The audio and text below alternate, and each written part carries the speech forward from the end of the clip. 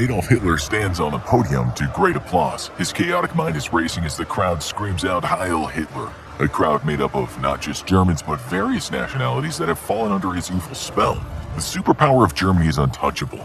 There is no such thing as the Soviet Union anymore. The great of Great Britain is lying in the mud. Millions are being executed while millions more are enslaved in Hitler's labor camps. There's just one more thing to accomplish, and that's annihilating the USA to subdue what Hitler regards as a low-down, dirty race of mongrels.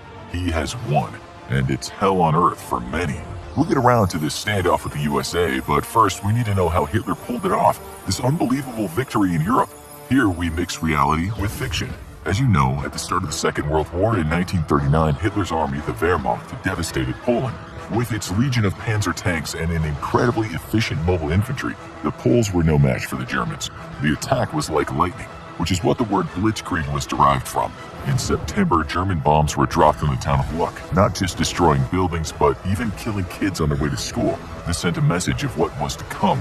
The Polish pilot B.J. Solak noted, "The stench of burning and a brown veil of smoke filled the air all around our town.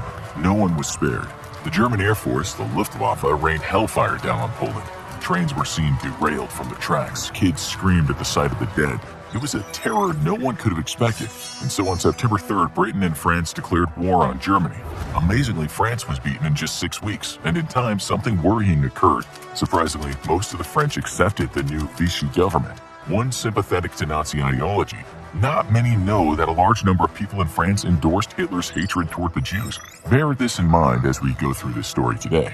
But by that time, Denmark, Norway, Belgium, the Netherlands, and Luxembourg had already been beaten by the Germans. It was as if the German soldiers were on steroids, which isn't far from the truth in the view of their heavy use of powerful methamphetamine, Pervitin.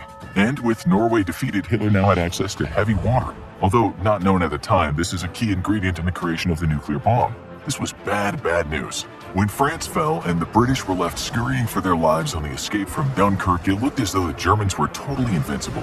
These conquests so far meant tens of thousands of Germans killed and many more injured. France itself had lost 50,000 men in the invasion, Britain lost 11,000, but now Germany had a massive 1.5 million prisoners of war. It would have been much worse had the Brits not had their miracle at Dunkirk. Britain was at this point waiting for the Battle of Britain.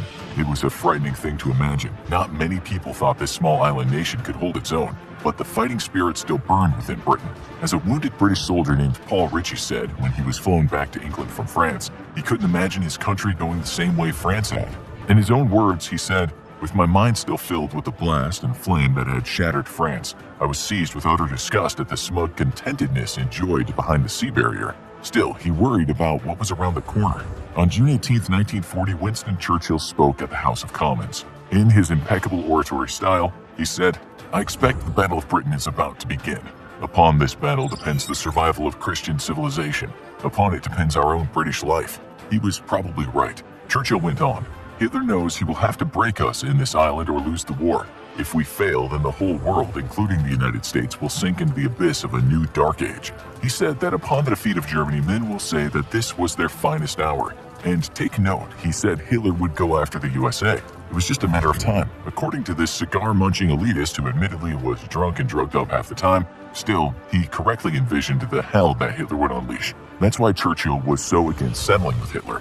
He was sure that at some point the furious Führer would have Britain in shackles and take over his empire. Hitler would not stop, not until Nazi ideology pervaded the globe. The Battle of Britain commenced. In the skies, British Hawker Hurricanes and Spitfires fought it out with German Messerschmitt Bf 109s. The so-called dogfights were crazy, and many young pilots who went up did not come back down. Alive, anyway. Here is how one Spitfire pilot described the day at work. "We were both flying in a tight circle, just a little more and I'll have him. Pressing the trigger, I waited expectantly for the 109 to explode. I've hit his wing." He was one of the lucky ones. Life expectancy for an RAF pilot during the war was a grim thing indeed. 60% of operational airmen died, were injured, or became prisoners of war. Around 51% of all RAF aircrew died. Bombs from German junkers rained down on strategic locations in England, with sirens blaring on a regular basis during what the Brits called the Blitz. It went on for 8 months. But the British down below were typically amenable to hardships. One woman wrote in her diary, "I wonder what the pilots feel. After all, somebody loves them even if they're Nazis." At some point, Hitler made the mistake of withdrawing aircraft for Russia's planned invasion in May 1941. That really was a mistake. It turned out the Germans lacked a cogent strategic plan.